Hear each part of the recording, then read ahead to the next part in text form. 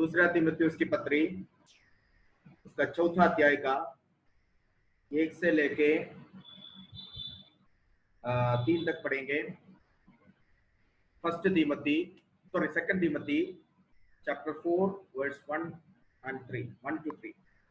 परमेश्वर और मसीह यीशु को गवाह करके जो जीवितों और मरे हुओं का न्याय करेगा और उसके प्रकट होने और राज्य की सुधि दिलाकर मैं तुझे आदेश देता हूँ कि तू वचन का प्रचार कर, समय और असमय तैयार है। सब प्रकार की सहनशीलता और शिक्षा के साथ उल्हाना दे और डांट और समझा, क्योंकि ऐसा समय आएगा जब लोग खरा उपदेश ना सह सकेंगे, पर कानों की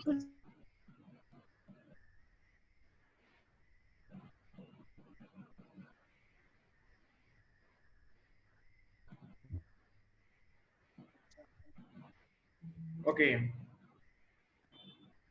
पौलुस की अंतिम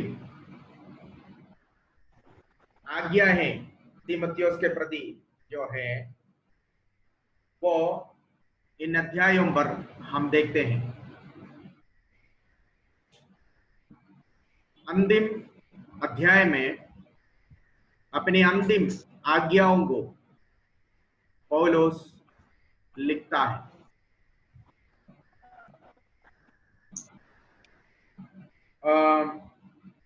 हम जानते हैं पौलुस मसीह दुनिया में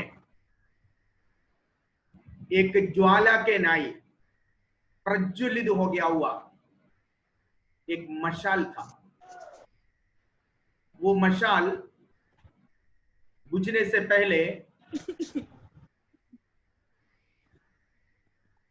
वो मशाल शांत होने से पहले उसकी अंतिम इच्छा जो अपने प्रिय पुत्र के प्रति, जो अपने प्रिय पुत्र के द्वारा करना चाहता है या कर दिखाना चाहता है, उसके प्रति पौलुस यहां पर एक बहुत बड़ा आज्ञा देता है। हम जानते हैं पौलुस इस वक्त कारागृह में है, अपने मौत का इंतजार कर रहा है, लेकिन पौलुस को उन तमाम बातों के प्रति कोई भी शिकायत नहीं है। पौलुस को कोई शिकायत नहीं है कि उसकी इस अवस्था, इस दशा में वो पहुंच गया। आपको मालूम होना चाहिए लगभग 80 साल का एक बुजुर्ग है अभी पौलुस।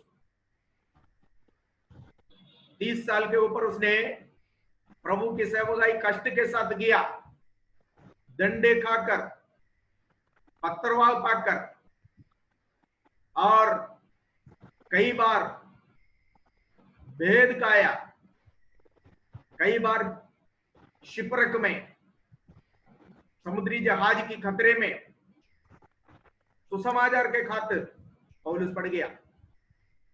कई बार फरीसी और न्यायी शास्त्रियों के सामने एक कैदी के न्याय खड़ा होना पड़ा, और कई बार जेल जाना पड़ा, भूखा रहना पड़ा।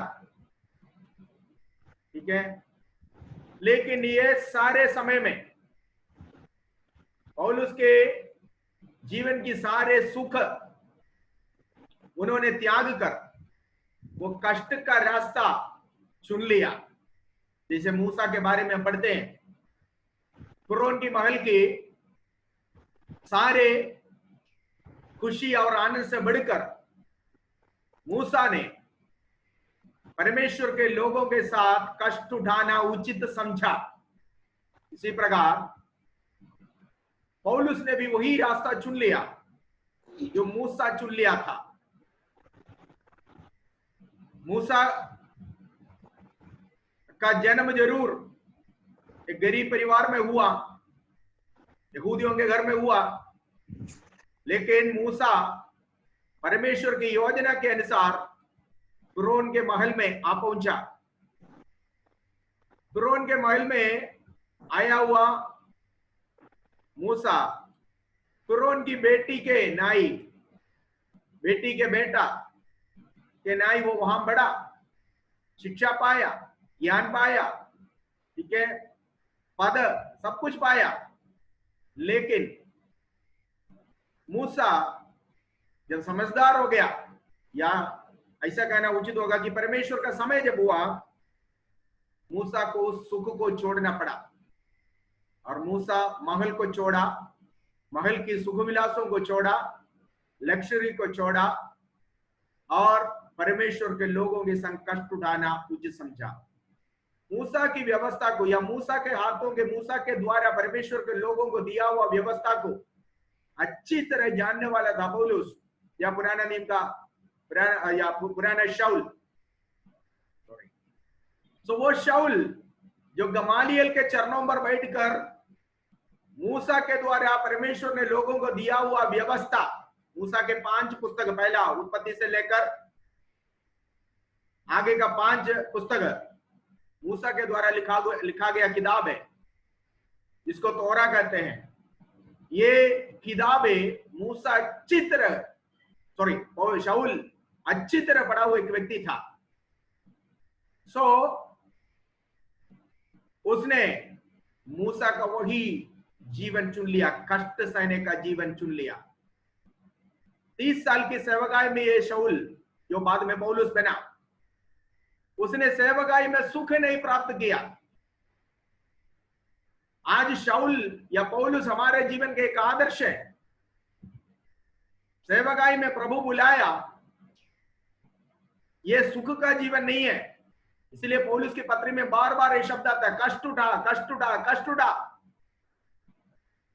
ये क्रूस की राह है, ये क्रूस की रास्ता है। क्रूस निंदा का चिन्ह है, अपमान का चिन्ह है, लज्जा का चिन्ह है। यीशु ने बोला अपना क्रूस उठाकर मेरे पीछे हो ले। पौलुस अपना सुखमय जीवन त्याग कर कष्ट का जीवन चुन लिया। अभी 80 साल के ऊपर हो गया, मौत का इंतजार कर रहा है, नीरो की तलवार की इंतजार कर रहा है कि उसकी शरीर से उस गर्दन को अलग किया जाए। सुनाई दिया, पता है कि गर्दन काट के उसकी मौत होगी। वो सारे बातें यहां पर नहीं बताता पौलुस। पौलुस को उसके बारे में कोई चिंता नहीं कि उसकी शरीर से सिर अलग किया जाएगा। 80 साल का एक बुजुर्ग, जिन्होंने भूखंडों में, कई देशों में जाकर प्रभु की सेवा किया। यीशु मसीह केवल एक बार वेद खाया, लेकिन पौलुस 39 कोड़े 5 बार खाया। कितना बार खाया? कितना वेद खाया? 195। यीशु को एक ही बार लोगों ने मारा। यीशु ने कहा, मुझ पर विश्वास करने वाला जो मैंने किया उससे भी कहीं अधिक काम करेगा। तो यीशु पर विश्वास करने वालों को कष्ट भी इसी तरह है। यीशु ने जो दुख उठाया, कष्ट उठाया, उससे ज्यादा कष्ट उन पर विश्वास करने वालों को ही उठाना पड़ेगा। ये केवल चिन्ह और चमत्कार की बात में नहीं है, बल्कि उसके साथ हम हर बात में सहभागी है। किसके साथ? यीशु के साथ।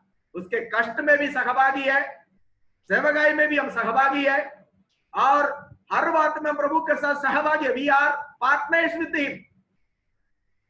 तो यीशु एक बार मार खाया, पौलुस 5 बार मार खाया।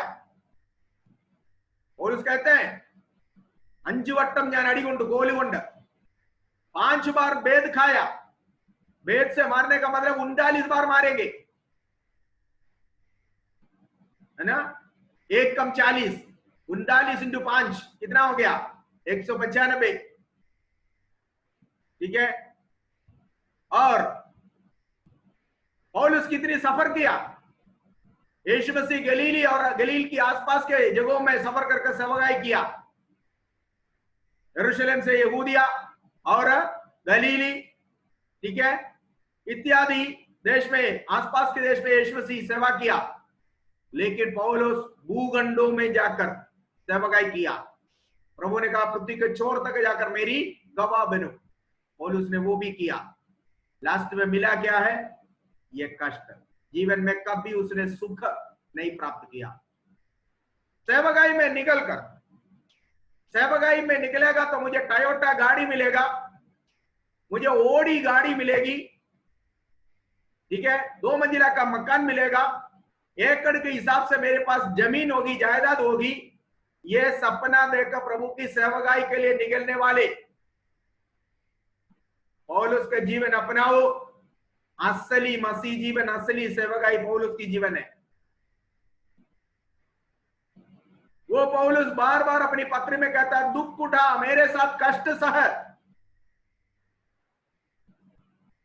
ठीक है, मेरे साथ कष्ट सह। ये शायद इस पत्र में भी आता है, अभी हम पढ़ेंगे उसको। तो ये जीवन जो है, ये यहां कष्ट है, लेकिन अनंत काल की आनंद देने वाले, अनंत काल की सुख देने वाले एक जीवन है।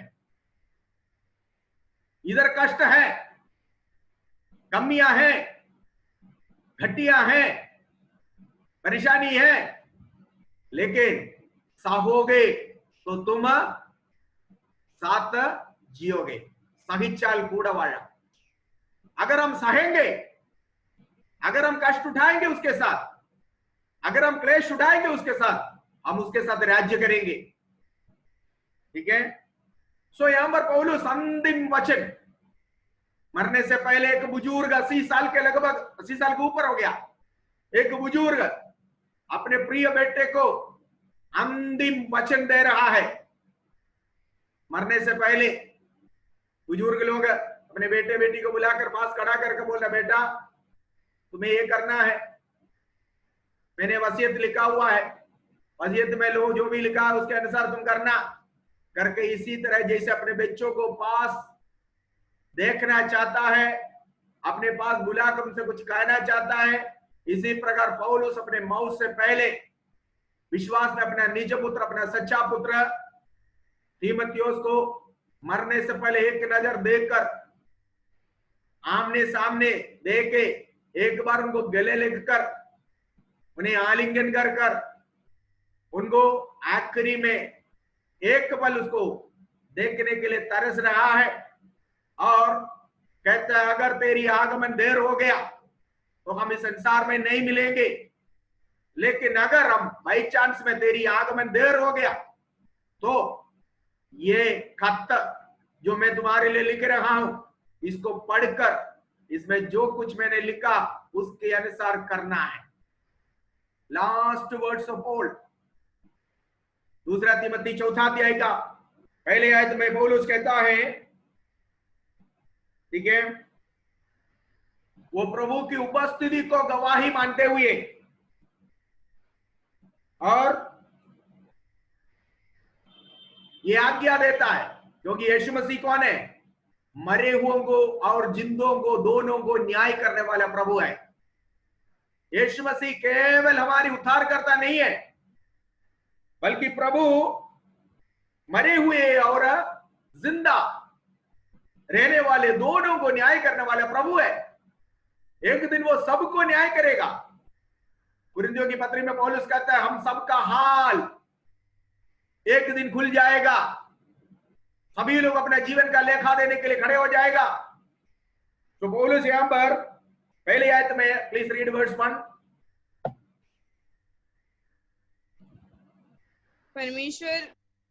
परमेश्वर और मसीह यीशु को गवाह करके जो जीवितों और मरे हुओं का न्याय करेगा और उसके प्रकट होने और राज्य की सुधि दिलाकर मैं तुझे आदेश देता हूँ।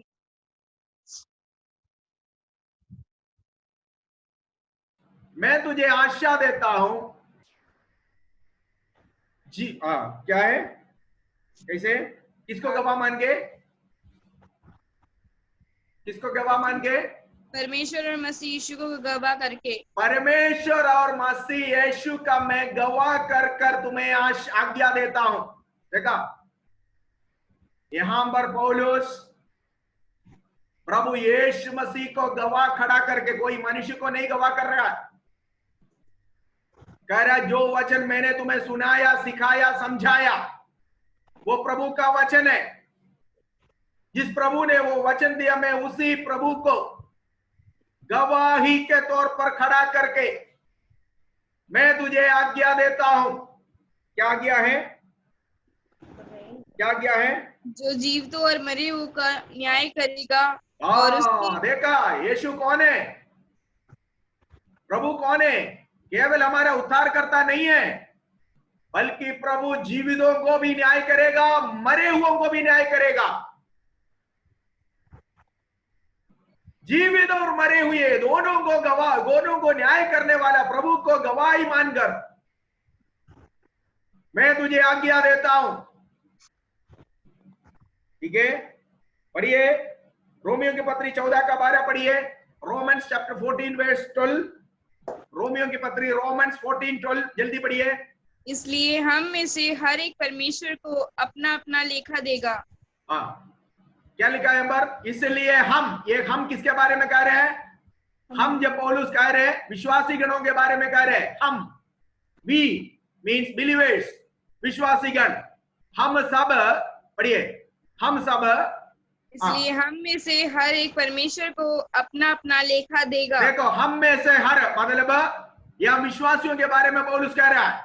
हम में से हर एक व्यक्ति अपना अपना जीवन की लेखा प्रभु को देना पड़ेगा। ध्यान से सुनिए, everyone has to appear before the throne of God personally। ध्यान से सुनिएगा, अगर उद्धार व्यक्तिगत तौर से आपने पाया, प्रभु यीशु मसीह को व्यक्तिगत तौर से आपने ग्रहण किया, तो आपका जीवन का लेखा भी व्यक्तिगत तौर से है। आपका पास्टर आपके लिए वकालत नहीं कर सकता वहां पर, पति पत्नी के लिए वकालत नहीं कर सकता। समझ में आ गया? पत्नी या पति या बाप या बेटा, वहां पर कोई भी एक दूसरे की लेखा नहीं दे सकता। संसार की कोर्ट में, कोड़दी में, अगर बच्चा, मान लीजिए 18 साल के नीचे के बच्चा गाड़ी चलाया, लाइसेंस नहीं है हाथ में, ठीक है, और किसी को ठोक दिया, तो उस बच्चा नाबालिग है, इस कारण उसके पिता के ऊपर केस चला सकता। लेकिन संसार स्वर्गीय कोर्ट में ऐसा नहीं हो सकता। बेटा किया हुआ जुर्म का सजा पिता नहीं ले सकता, पिता का बदले बेटा नहीं ले सकता। Everyone has to stand before the throne of God। प्रभु के सिंहासन के पास हर एक को व्यक्तिगत तौर से अपीयर होना पड़ेगा। तो पौलुस कहता है मरे हुए और जिंदा दोनों, वो मरे हुए संत हो या जिंदा उठा लिया हुआ संत हो, ठीक है, सभी का न्याय होगा, व्यक्तिगत तौर से खड़ा होना पड़ेगा। अब पढ़िए दूसरा कोरिन्थी 5:10, दूसरा कोरिन्थी 5:10 पढ़िए। रीड। क्योंकि अवश्य है कि हम सबका हाल मसीह के न्याय आसन के सामने खुल जाए, कि हर एक व्यक्ति अपने अपने भले बुरे कामों का बदला जो उसने देह के द्वारा किए हो पाए। देखा, शरीर में रहकर किया हुआ हर एक कामों का लेखा, हिसाब किताब। पिछले अध्यायों में हमने पढ़ा, कलीसिया के अंदर मां बाप की आदर ना करने वाले, डींग मारने वाले, बहुत सारे एक लिस्ट वहां पर दिया हुआ है। ये सब कलीसिया के अंदर है, लेकिन नाम क्या है? विश्वासी है। विश्वासी की भेष में आकर, विश्वासी के रूप में आकर अविश्वासी की काम करने वाला हर एक कपट विश्वासियों का, कपट पादरियों का, पादरी की चोगा पहनकर, पादरी की वस्त्र पहनकर, अगुवे के वस्त्र पहनकर, अगुवे के भेष में आकर, कपट भक्त में कपट भक्ति दिखाकर लोगों को धोखा दिया हुआ, प्रभु को धोखा दिया हुआ हर एक का हाल एक दिन मसीह के सामने खुल जाएगा। तब पता चलेगा कौन पादरी सच्चा था कौन पादरी झूठा था, ठीक है, कौन विश्वासी सच्चा था। हम क्या कहते हैं, हम सोचते हैं ज्यादा दशवांश चर्च में देने वाला अच्छा विश्वासी, ज्यादा आर्थिक धन देने वाला बहुत अच्छा विश्वासी है ना, लेकिन उसका जीवन कैसा है वो प्रभु देखता है। सफेद कपड़ा पहनने से कोई पवित्र नहीं होता, पवित्र सफेद कपड़ा अच्छा ही है, अच्छा पहनना है, लेकिन हमेशा सफेद कपड़े में पर्दे में रह रहे हो, पर्दे के अंदर रहस्य जीवन, निजी जीवन, पर्सनल जीवन, गुप्त जीवन कैसा है, ये ज्वालामय आंख वाला प्रभु देखता है। वो प्रभु एक दिन सबका हाल खुल्लम खुल्लम पब्लिक करेगा। वो प्रभु को गवाही मानकर, वो प्रभु को गवाही के तौर पर खड़ा करके पौलुस तीमुथियुस को अपना अंतिम शब्द सुना रहे हैं, अपने अंतिम आज्ञा दे रहा है, ठीक है। वो ज्वालामय आंख वाला प्रभु, जो मरे हुओं को और जिंदों को न्याय करने वाला प्रभु, जिसके सामने हरेक कपट बत्तियों का, हरेक कपट लोगों का, हरेक पाखंडियों का, हरेक संतों का, हरेक ओरिजिनल और डुप्लीकेट संतों का हाल खुलने का एक दिन आ रहा है। और वो प्रभु जो मरे हुओं को और जिंदों को न्याय करने वाला है, उनको गवाही मानकर पौलुस अपनी आखिरी ख्वाहिश, आखिरी इच्छा, आज्ञा के तौर पर पौलुस अपना प्रिय पुत्र, सच्चा पुत्र तीमुथियुस को सुना रहा है। क्या कहता है? परमेश्वर और मसीह यीशु को गवाह करके, ओके, एक आयत और पढ़िए, यूहन्ना 5 का 22 और 23 पढ़िए। John 5:22 and 23, John 5:22 and 23।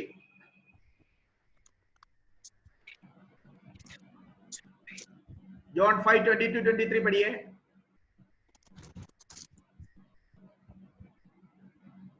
पिता किसी का न्याय नहीं करता, परंतु न्याय करने का सब काम पुत्र को सौंप दिया है। कि सब लोग जैसे पिता का आदर करते हैं, वैसे ही पुत्र का भी आदर करें। देखो, पिता किसी का न्याय नहीं करेगा। The final judge will be Jesus Christ himself, the one who has shed blood for you and for the whole world, समस्त दुनिया के लिए अपना लहू बहाया हुआ वही प्रभु, जिसने समस्त संसार के खातिर लहू बहाया, वो प्रभु समस्त लोगों का न्याय करेगा। क्योंकि पिता ने उस न्यायाधीश के पद पर प्रिय पुत्र प्रभु यीशु मसीह को एक धर्मी और न्यायी न्यायाधीश के तौर पर बिठाया है। पिता किसी का न्याय नहीं करेगा, बल्कि सारे न्याय पुत्र को दिया जाएगा। 5:22-23 हमने पढ़ा, ठीक है। प्रेरितों के पुस्तक में आइए, बुक ऑफ एक्ट्स, प्रेरितों के पुस्तक 10 का 42 पढ़िए।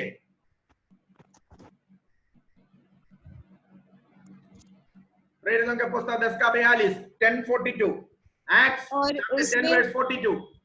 और उसने हमें आज्ञा दी कि लोगों में प्रचार करो और गवाही दो कि यह वही है जिसे परमेश्वर ने जीवितों और मरे हुओं का न्याय ठहराया है। देखा, प्रेरितों के पुस्तक में 10वां अध्याय में पत्रस कहता है ना, कुरनेलियुस के घर की प्रचार रही है। पत्रस कहता है परमेश्वर मरे हुए और जिंदों दोनों को न्याय करेगा। वो सही आयत को, सही बातों को पौलुस यहां पर रिपीट करता है। परमेश्वर मरे हुए और जिंदों दोनों को न्याय करेगा। तो ये मत सोचना कि हाँ ठीक है, मरने तक है, मरने के बाद बच जाएगा। अरे मरने के बाद शुरू है भाई सजा। मरने तक सजा नहीं है, बचने का चांस है। मरने तक बचने का चांस है, मरने के बाद सजा शुरू होगा, इसलिए ये नहीं सोच रहे कि मरने के आदि लोग प्रॉब्लम को निपटाने के लिए मर जाता है, चलो मर जाते हैं तो सारी समस्या हल हो गया। मरने से समस्या नहीं हल होते हैं, मरने से पहले समय दिया, समय मिल रहा है सुधरने का, सुधारने का, सजा से बचने का, मौत के बाद मिलने वाला सजा से बचने का समय प्रभु मरने से पहले दे रहा है। राइट, अब आप पढ़िए प्रेरितों के पुस्तक 17:31 पढ़िए, एक्ट्स 17:31, 17 का 31 पढ़िए। क्योंकि उसने एक दिन ठहराया है जिसमें वह उस मनुष्य के द्वारा धर्म से जगत का न्याय करेगा जिसे उसने ठहराया है। देखो उसे मरे हुए में से जिलाकर यह बात सब पर प्रमाणित कर दी है। यहाँ पर पौलुस कहता है परमेश्वर एक दिन ठहराया हुआ है, एक दिन अपॉइंटेड है, ठहराया हुआ है, फिक्स किया हुआ है। क्या करने के लिए? जगत का न्याय करने के लिए। पढ़िए उस आयत को फिर से पढ़िए। क्योंकि उसने एक दिन ठहराया है जिसमें वह उस मनुष्य के द्वारा धर्म से जगत का न्याय करेगा। वहां पर लिखा हुआ है परमेश्वर उस मनुष्य के द्वारा जगत का न्याय करेगा। ध्यान से सुनिए, यहाँ पर जो जगत लिखा हुआ है, ये जगत धर्मी और दुष्ट दोनों लोगों का होता है। इसका मतलब है परमेश्वर both the spiritual and the worldly, आत्मिकों को भी अनात्मिकों को भी, विश्वासी और अविश्वासी सबका न्याय करेगा। उसके लिए परमेश्वर ने एक पुरुष को नियुक्त किया। कौन है वो पुरुष? एक दिन ठहराया हुआ है और एक जज को भी नियुक्त किया है। कौन है वो जज? प्रभु यीशु मसीह। इसका सबूत क्या है? पौलुस कहता है परमेश्वर ने उसके मरे हुओं में से जिलाकर उसका ये बात सब पर प्रमाणित कर दी है, प्रमाणित कर दिया है, प्रूफ दे दिया है। समझ में आ गया? मरे हुए में से जिलाकर उसको इस बात का प्रमाणित और प्रूफ प्रभु ने दिया। मरे हुए में से जी उठा हुआ एक व्यक्ति ही मरे हुए लोगों को या मरे हुए में से जिलाया हुआ लोगों को न्याय कर सकता है। परमेश्वर ने प्रभु यीशु मसीह को मृतकों में से जिलाने का एक कारण ये भी है। क्या है? कि हर भले बुरे काम कर मरे हुए संत और दुष्ट लोग जो एक दिन जी उठेंगे, उनको न्याय करने के लिए परमेश्वर ने उसको मृतकों में से जिलाकर न्यायाधीश का पद भी दे दिया। न्यायाधीश का पद, he will be the judge। वो प्रभु को गवाही मान गए। पौलुस कहता है तीमुथियुस, मैं तुझे आज्ञा देता हूं। क्या आज्ञा है? वर्ष 2 पढ़िए। कि तू वचन का प्रचार कर, समय और असमय तैयार है, सब प्रकार की सहनशीलता और शिक्षा के साथ उल्हाना दे और डांट और समझा। देखो यही है एक प्रचारक का कुल मिलाकर ड्यूटी का निचोड़। एक अगुवे के समस्त उत्तरदायित्व, समस्त ड्यूटी यही है। 5 बातें पौलुस और दूसरी आयत में कहता है। 5 बातें। नंबर 1 क्या कहता पौलुस यहां पर? ये केवल पौलुस के लिए नहीं है बल्कि हर एक अध्यक्ष के लिए है। केवल तीमुथियुस के लिए नहीं है बल्कि हर एक अध्यक्ष के लिए। पौलुस क्या कहता है? नंबर 1 सबसे पहले क्या है? बोलो, पढ़ो वर्स 2। कि तू वचन का प्रचार कर। नंबर 1 वचन का प्रचार करो। ध्यान से सुनिए, what is the duty of A pastor? क्या है ड्यूटी? किस काम के लिए बुलाया है? वचन प्रचार करने का। वचन प्रचार करो। क्यों? कल हमने वचन की खासियत देखा। परमेश्वर का वचन, हर एक वचन विश्वास योग्य है। कल हमने पढ़ा है ना? परमेश्वर ने स्वयं क्या किया है? श्वास किया हुआ वचन है, खुद को परमेश्वर ने श्वास किया हुआ वचन, परमेश्वर की आत्मा की प्रेरणा से लिखा गया वचन, परमेश्वर की आत्मा की प्रेरणा पाकर लोगों के द्वारा लिखा गया वचन, उसकी योग खूबियां हमने बोला, किन किन एरिया में वो काम करता है, कैसे करता है, सब कुछ कल देखा। पौलुस कहता है preach the word of God, प्रचार में परमेश्वर के वचन के अलावा बूढ़े कहानी नहीं सुनाना। कहने का मतलब यही है, झाड़ी नहीं पीटना। बहुत लोगों के 1 घंटे के प्रचार में 1 घंटे के प्रचार में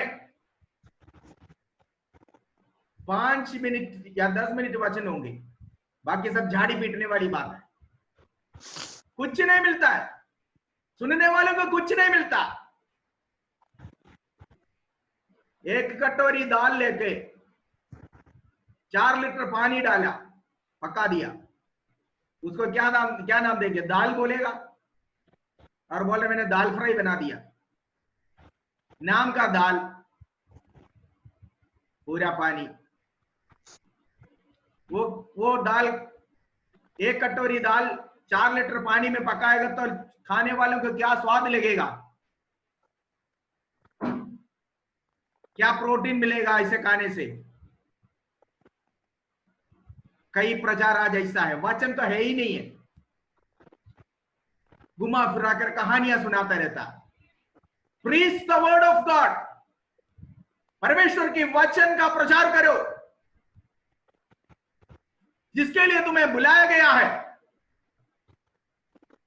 पौलुस लास्टली कह रहा है, बहुत कुछ बोला, एट लास्ट निचोड़ बता दिया, तेरी ड्यूटी यही होगा, निचोड़। 5 बातें। Number 1, preach the word of God, परमेश्वर का वचन प्रचार करने में लज्जित नहीं होना, वचन प्रचार करने में हिचकिचाना नहीं, डरना नहीं, ठीक है? प्रभु का वचन प्रचार करो, वो वचन ही है जो लोगों को छुटकारा और चंगाई लाता है। वचन सुनकर लोग मन फिर आएंगे। So preach the word of God, number 1, वचन का प्रचार करो। नंबर 2, दूसरी क्या बात है? समय तैयार रहे। हाँ, समय में और असमय में तैयार रहना। देखिए, एक अगुआ हर समय में सेवकाई के लिए तैयार रहना, हर समय में। अगुवे के ड्यूटी एक एग्जीक्यूटिव का ड्यूटी नहीं है।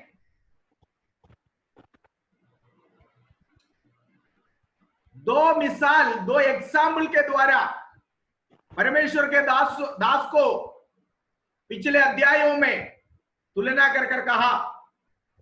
उसमें कौन सा था? तीसरे अध्याय में हमने पढ़ा था, क्या क्या पढ़ा था बेटा?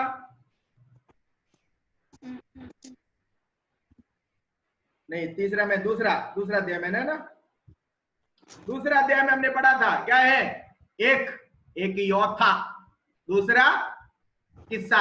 सुनिए, समय और असमय पर तैयार रहने वाला 2 लोग है, ये लोग है।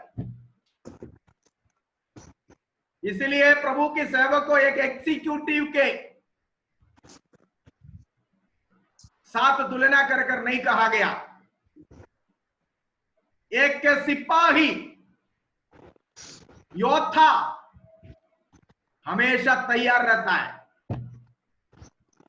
है कि नहीं रहता है?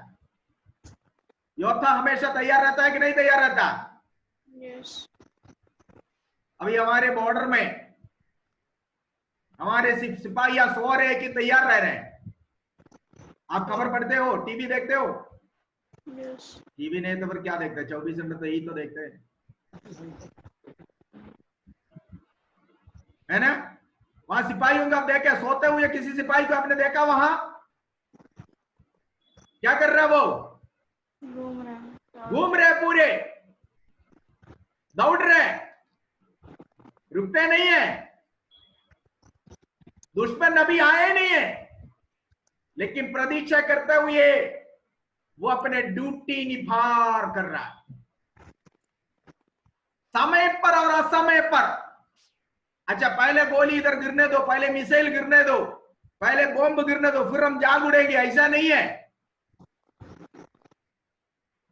उससे पहले वो तैयार है।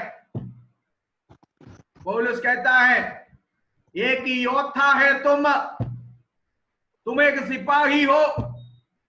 एक सिपाही शत्रु की आक्रमण पाने से पहले प्रतिरोध का, रोकने का,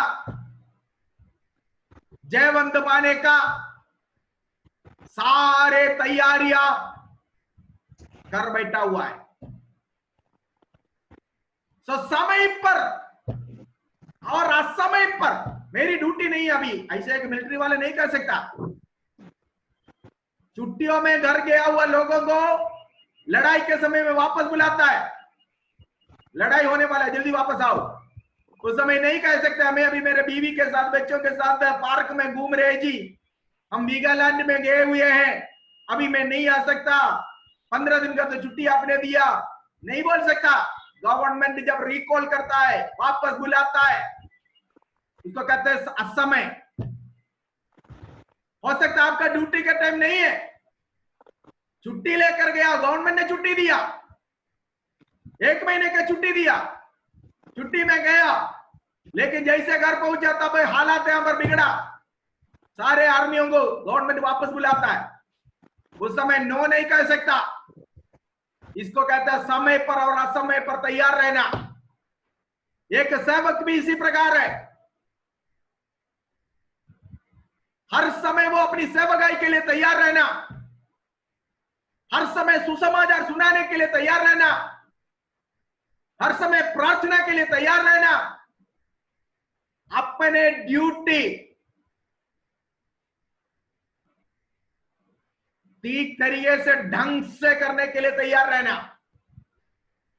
एक मिलिट्री सिपाही नो नहीं कह सकता है, मैं अभी नहीं आ सकता, ये मेरे ड्यूटी टाइम नहीं है, मैंने तो छुट्टी लेकर आया हूं। नो, कॉल किया, मिला, आपको पहुंचना ही है लड़ाई फील्ड में। पौलुस कहते हैं समय पर और असमय पर तैयार रह। हम लोग स्केड्यूल बनाए हुए हैं, इसके बाद पास्टर अवेलेबल नहीं है, ऐसा नहीं है। सिपाही हमेशा अपनी फील्ड में होती है, दूसरे किसान हमेशा अपने खेत में होते हैं, वो भी समय पर और असमय पर तैयार रहता है। समझ में आ गया? ये दोनों व्यक्तियों के साथ तुलना कर एक परमेश्वर का दास को कहा गया है। पौलुस कहता है समय पर और असमय पर तैयार रहो, वचन सुनाने के लिए तैयार रहो। उस समय ये नहीं कहना कि मुझे बड़ा स्टेज मिलेगा तो मैं प्रचार करूंगा। कुछ लोगों को छोटे झुंड में प्रचार करना अच्छा नहीं लगता। पहले पूछेगा कितने लोग इकट्ठा होगा, पास्टर जी अगले संडे या अगले फलाना तारीख को आप हमारे बीच में आ सकते हैं, प्रचार कर सकते हैं। पूछेगा तो पहला क्वेश्चन नहीं है कितने लोग होंगे, कितने लोग होगा, कितने लोग चाहिए। कुछ लोगों को बड़ी झुंड इकट्ठा तभी आत्मा आएगा, लेकिन यीशु का कहना था यहां पर 2 या 3 मेरे नाम इकट्ठा तो मैं तो आऊंगा जरूर, पादरी आए ना आए, पास्टर आए ना आए, मैं तो आऊंगा। कितने लोगों के बीच में? 2 या 3 लोगों के बीच में। लेकिन आज बहुत सारे ऐसे सिपाहियां हैं जो कम लोगों के बीच में जाना नहीं चाहता, प्रचार नहीं करना चाहता है। हाँ, भीड़ इकट्ठा कर बुलाओ, कन्वेंशन इकट्ठा करके मुझे बुलाओ, मैं स्टेज में एक जगह से एक दूसरे जगह तक कान ऐसा बंद करके माइक ऐसा पकड़ के ऐसा मैं दौड़ता रहूंगा ऐसा। हाँ, कुछ लोगों का स्टाइल ऐसा है प्रचार करने का, एक कान ऐसे बंद करेगा, माइक ऐसे पकड़ेगा पूरा स्टेज में। उनको 3 लोग बैठकर उपवास करने वाले एक झुंड में बुलाए नहीं आएगा, नहीं आएगा। 3 या 4 लोग बैठकर उपवास प्रार्थना कर रहे हैं, पास्टर जी आइए वचन शेयर कीजिए। No no no no no no no, मैं नहीं आ सकता।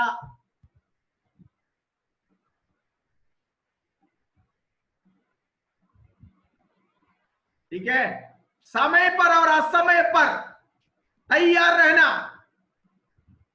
आगे पढ़िए। सब प्रकार की सहनशीलता और शिक्षा के साथ रुके से पहले, आगे बढ़ने से पहले, एक पास्टर, एक अगुवा, अध्यक्ष हमेशा अपने भेड़ों की बीच में सेवा करने के लिए, उनकी खेत में लगाए हुए पौधों को उनकी सुधि लेने में, उनकी परवरिश में, उनकी देखभाल में वो हमेशा व्यस्त रहना चाहिए, व्यस्त रहना चाहिए। एक किसान के नाई, आपको मालूम है किसान कब खेत से वापस लौटता है? शाम के वक्त सारे चिड़िया अपने अपने घोंसले में चला जाता है। आखिरी चिड़िया भी अपने खेत से वापस जाने के बाद ये किसान लौटता है। अच्छा किसान, बीज बोने के बाद सोच लीजिए, आप देखा है धान बोया या गेहूं बोया, किसान पूरा दिन वहां खेत में बैठा हुआ, क्यों? चिड़िया आकर बीज न लेकर जाए। ले कब वापस जाएगा? सूरज डूबने के बाद सारे चिड़िया, दिन भर उसने एक को भी चिड़िया अंदर नहीं आने दी। जब आया तो उसमें है कोई बर्तन खटका के या कोई भी आवाज निकाल कर सबको भगाएगा। एक भी चिड़िया को बीज लेकर जाने नहीं देगा। दिन भर उसकी चौकसी करेगा, पूरा धूप सह लेगा, बारिश सह लेगा, शाम के वक्त तक रुकेगा। अंधेरा हो गया, सारे चिड़िया अपने अपने घर में, अपने अपने घोंसले में वापस लौट गया, ये किसान वापस लौटेगा। यही है एक असल एक किसान, एक कलीसिया का पास्टर इसी प्रकार होना चाहिए। ठीक है, वीआईपी के नाइट टाइम शेड्यूल करके वहां तक गया, ये नहीं है, ये नहीं है। समय पर और असमय पर तैयार रहना। पढ़िए, आपने कभी पढ़ा नहीं होगा, ऐसे एक पुस्तक है बाइबल के अंदर, सभोपदेशक है, कहां पर पाया जाता है? सुना है इस किताब का नाम? निकालिए, सभोपदेशक, सभा प्रसंगी।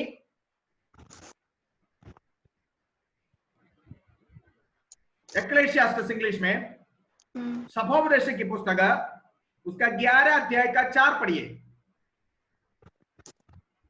जो वायु 11:4, हाँ ओके।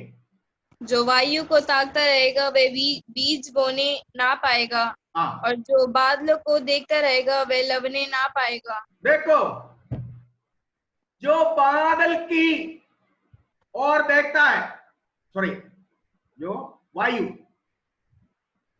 वायु की ओर देखता है। पढ़िए बेटा उस आयत को दोबारा पढ़ो। जो वायु को ताकता रहेगा, जो वायु को ताकता रहेगा। अरे अभी हवा चल रहा है, कैसे बोएगा? हवा में सारे उड़ जाएगा, बहाना है, बहाना। जो वायु को ताकता रहेगा वो कभी बो नहीं पाएगा। वायु को शांत करना तुम्हारे बस की बात नहीं है, मतलब माहौल को शांत करने वाला तुम्हारा बस की बात नहीं है। यहां पर हवा भी चलेगा, तूफान भी आएगा, आंधी भी आएगा, लॉकडाउन भी आएगा, कोरोना भी आएगा, और भी कुछ आएगा, लेकिन सेवकाई बंद नहीं कर सकता।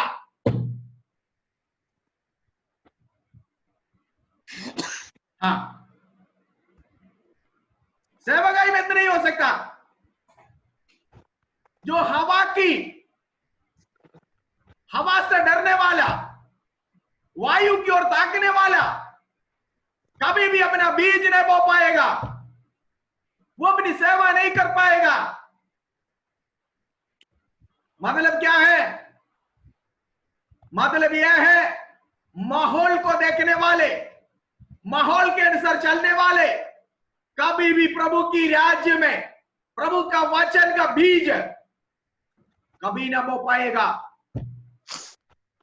दूसरा क्या लिखा हुआ है बेटा?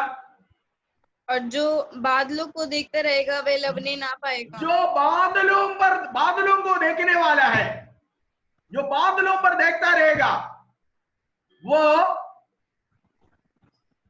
लबने न पाएगा। लबने का मतलब कच्चा, लबने नहीं पाएगा, वो कभी भी अपने केस से कटनी नहीं कर पाएगा। माहौल भाई प्रतिकूलताएं तो यहां पर है। यीशु ने कहा दुनिया में क्लेश है, दुनिया में तुम्हें क्लेश है। यीशु जिस नाव में सफर कर रहा था उसके विरुद्ध भी हवा चली। पौलुस जिस जहाज में था उसके विरुद्ध भी हवा चली, लेकिन पौलुस अपने डेस्टिनेशन में रोम में पहुंच गया। यीशु भी अपने चेलों के साथ जिस डेस्टिनेशन में पहुंचना था, जिस बंदरगाह में उन्हें पहुंचना था, वहां पर वो पहुंच गया। जो हवा की सुधी लेते, जो हवा के और ताकता है, वायु की ओर ताकता है, माहौल को देखता है, परिस्थिति को देखता है, वो कभी भी अपने बीज ना बो पाएगा, वो कभी भी प्रभु की सेवा नहीं कर पाएगा।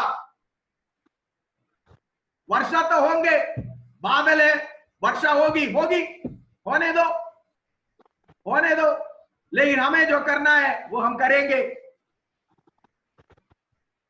ठीक है? मतलब एक्सक्यूज नहीं बनाना। कुछ लोगों को बोले पास्टर जी 10 मिनट प्रचार कर रहे, नहीं, आज नहीं, कल।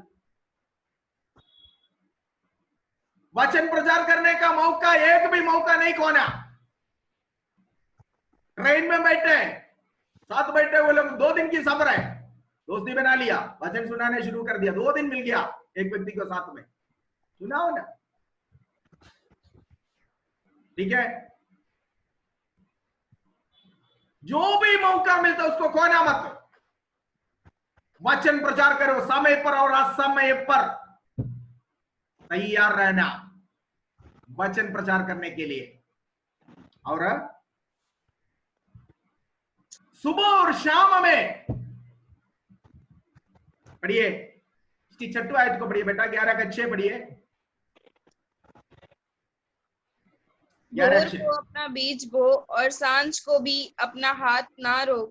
देखो, भोर को अपना बीज बो और सांझ को भी अपना हाथ ना रोको। देखा? मतलब सुबह भी और शाम को भी आपको करना। ओ सुबह बहुत धूप निकले, अभी नहीं निकल सकता, एक्सक्यूज, बहाना। शाम को वो बहुत थक गए, आप कैसे जाएंगे, रहने दो, कल जाएंगे। सुबह को धूप गड़ी, शाम को थकावट, दोनों तरह से हो गया ना। लॉकडाउन, चलो अंदर हवा में बैठेंगे, नहीं, एक्सक्यूज नहीं। समय पर और असमय पर आपको तैयार रहना। ठीक है? कलीसिया की अगुआ को, गलत काम करने वाले व्यक्ति को सुधारने और डांटने के लिए भी हर वक्त तैयार रहना। केवल वचन प्रचार करने के लिए नहीं है, तैयार रहना। Be ready to preach the gospel, be ready to correct those who are doing wrong. जो गलत काम करते हैं उनको करेक्ट करने के लिए भी आप हमेशा तैयार रहना।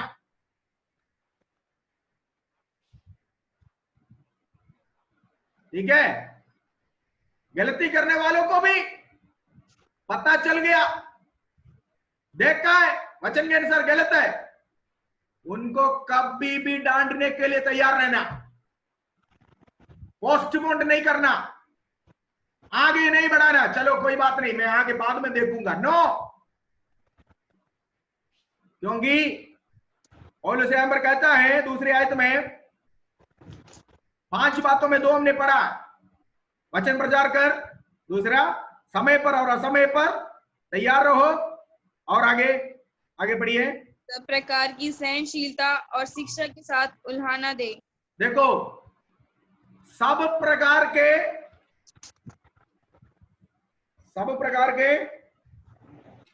सहनशीलता हाँ, और शिक्षा, इसका मतलब क्या है? अपना कर्तव्य को पूरी तरह निभाना है। डू योर रेस्पॉन्सिबिलिटी, आपका फर्ज है, आपका कर्तव्य है, इसको सही तरह आपको निभाना है। और आगे करना है, क्या करना है? सहनशीलता के साथ डांटना है, यह भी करना है। डांट जिसको चाहिए उसको डांटना ही है, वचन के द्वारा डांटना। कैसे डांटना? सहनशीलता के साथ डांटना। जैसे एक बाप अपने बच्चे को डांटता है, इसी तरह डांटना। नाश होने के लिए नहीं है, बल्कि सुधरने के लिए, सुधारने के लिए। सो वचन प्रचार करने के लिए सर्वदा जैसे तैयार रहते हो, इसी प्रकार गलती करने वालों को डांटने के लिए भी तैयार रहना, लोगों को सुधारने के लिए भी तैयार रहना। आगे समझा और प्रोत्साहन करो, लोगों को प्रोत्साहन करने में भी सर्वदा तैयार रहना। यह भी होता है सेवकाई में, केवल डांट पटक नहीं होती है, बल्कि प्रोत्साहन भी। जो विश्वास में आगे बढ़ रहे, जो प्रभु के अच्छे कार्य कर रहे, उन्हें हमेशा प्रोत्साहन देने में भी तैयार रहना है। समय पर और असमय पर वचन प्रचार करने में तैयार रहना, लोगों को डांटने में भी तैयार रहना, समझाने में भी समय पर और असमय पर तैयार रहना, और लोगों को प्रोत्साहन देने में भी, आत्मिक जीवन में भी बढ़ने के लिए प्रोत्साहन देने के लिए, ठीक है, समय पर और असमय पर तैयार रहना। समझ में आ गया? कितने लोगों के समझ में आ गया? ओके।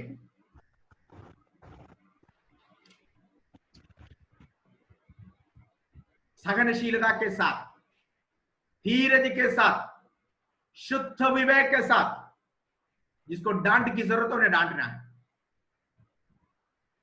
एक गुड पास्टर, एक अच्छा पादरी का लक्षण नहीं होता प्यार से डांटू। गलती इसका एहसास होना चाहिए, गलती उसको मालूम हो, और वो अपनी गलती को छोड़े और विश्वास में बढ़े। लेकिन ऐसा डांट नहीं डांटना है कि वो विश्वास से ही चला गया, नो, ऐसा नहीं करने का।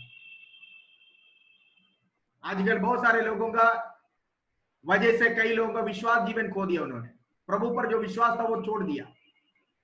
ऐसा नहीं करने का। आपका डांट हरमीजन का मार सिर पर तेल लगाने वाली बात है। मैंने पहले आपको बताया, तेल ठंडा करता है, ठीक है, ले नीतिमान अड़ी एण्णेयाण तेल को ठंडा करता है। गलती कलीसिया के अंदर आपने कल देखा है, नाना प्रकार के लोग हैं इसके अंदर। पौलुस की पतरस की चादर, पतरस के सामने आया हुआ वो चादर की बक्सा आपने देखा, शुद्ध अशुद्ध सारे उसके अंदर है। चौपाए, नालकाली है, इरगाली, उड़ने वाले, रेंगने वाले, हर कोई उसके अंदर है। इसके अंदर वो बक्सा के अंदर जो पतरस को दिखाया कलीसिया था, वो प्रभु ने बोले यही कलीसिया है, यही कलीसिया है। रेंगने वाले के स्वभाव नहीं है, उड़ने वाले के स्वभाव, उड़ने वाले के स्वभाव नहीं है, जो सोंड वाले के स्वभाव, उसकी स्वभाव नहीं है, सींग वाले के स्वभाव, सब है इसके अंदर। ये सबको पवित्र आत्मा के कंट्रोल में रखकर चलना है। नाना प्रकार के स्वभाव के लोग इसके अंदर है, कई भाषा के लोग इसके अंदर है, कई संस्कृति का लोग इसके अंदर है, कई बैकग्राउंड का लोग इसके अंदर है। सब एक जैसा नहीं है। एक घर का 5 बच्चे का 5 स्वभाव है, एक ही माँ बाप के बच्चे हैं लेकिन 5 का 5 स्वभाव है।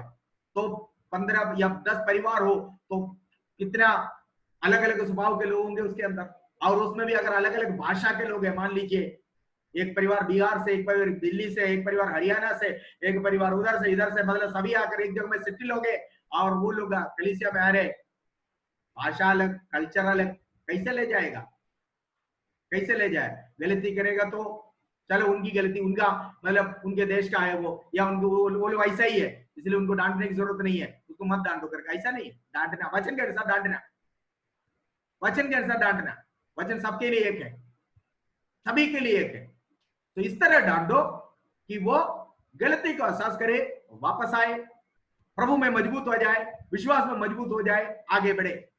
डांटने के कारण कोई प्रभु को न त्यागे, इस तरह ना डांटे कि उसका जीवन ही नाश हो गया है। एक पिता, बच्चे जितना मर्जी गलती करके आते, पिता उसको मारते भी है, पीटते भी है, शायद झड़ी लगाते, सब कुछ है, लेकिन उसका जीवन नाश होने के लिए नहीं है, बल्कि वो जीवन में तरक्की और उन्नति पाने के लिए, सुधरने के लिए, सुधारने के लिए। तो एक पिता जैसे अपने बच्चे को डांटता है, इसी प्रकार परमेश्वर का दास, कलीसिया के अध्यक्ष अपने विश्वासियों को गलती देख लिया तो उनको डांटने में, उनको समझाने में, उनको शिक्षा देने में, उन्हें सिखाने में, उन्हें वापस लाने में और अच्छा काम करने वालों को प्रोत्साहन देने में हर समय, समय पर और असमय पर तैयार रहना। What understand? ओके, तीसरी आयत को पढ़िए बेटा, जल्दी पढ़ना है, वर्स 3। क्योंकि ऐसा समय आएगा जब लोग खरा उपदेश ना सह सकेंगे, पर कानों की खुजली के कारण अपनी अभिलाषाओं के अनुसार अपने लिए बहुत से उपदेशक बटोर लेंगे।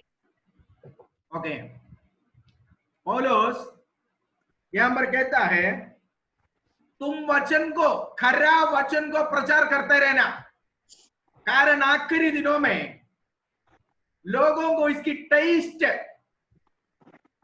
कम हो जाएगा। आप पुराना नियम अगर पढ़ेंगे तो संख्या गिनती के पुस्तक में 21 में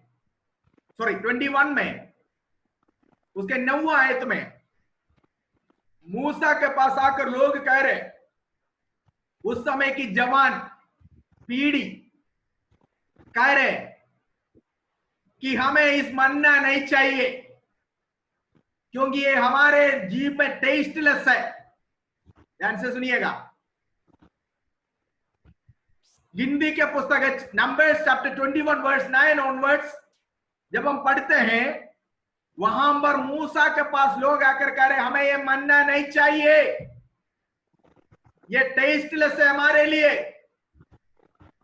इसका रुचि नहीं है हमारे लिए, ठीक है। और वही मन्ना आप अगर निर्गमन के पुस्तक में पढ़े, वहां पर लोग उसकी टेस्ट बता रहे, क्या टेस्ट है? शहद मिला हुआ पूए के, पूया समझते हो? नहीं तो दोशा देखा होगा, दोशा खाए? हाँ, दोशा और सांबर आपने खाया होगा। दोशा के साथ आपने कभी शहद मिलाकर खाए? अगली बार जब घर में दोशा बनाएंगे तो सांबर नहीं बनाना, शहद मिलाकर खा लेना। मन्ना का टेस्ट क्या था आपको पता चलेगा। पहला पीढ़ी जिन्होंने इस मन्ना को सबसे पहली बार प्राप्त किया, उन्होंने इस मन्ना को जब खाया, उसका टेस्ट शहद मिला हुआ दोशे का या पूये का एक टेस्ट था। लेकिन वही मन्ना नहीं बदला, देने वाला भी नहीं बदला, गिरने वाला मन्ना भी नहीं बदला। वो मन्ना जब कुछ सालों के बाद उनके बच्चे या बच्चे के बच्चे जब खाया, वो कह रहे ये मन्ना हमारे जीभ में कोई टेस्ट नहीं देता, समझ में आ गया? पूर्वजों के लिए, पिताओं के लिए शहद से भी मीठा परमेश्वर का वचन, जिस वचन के द्वारा उन्होंने आशीष पाया, उनके संतानों को आशीष दिया। आज वो तीसरा पीढ़ी जब आया, वो कह रहे हमें इस वचन की जरूरत नहीं है, हमें इंटरनेट है, हमें दुनिया में तमाम ऐसे जंक फूड जो दुनिया से हमें मिलने वाला है, जो हमारे आंखों के लिए अच्छा, कानों के लिए अच्छा और हमारे शरीर में हमें उत्तेजित करने वाला, उत्तेजन देने वाला बहुत सारे चीजें हमें बाहर से मिलता है। इस कारण इस वचन आज की पीढ़ी के लिए, आज के लोगों के लिए यह वचन आज टेस्टलेस हो गया है।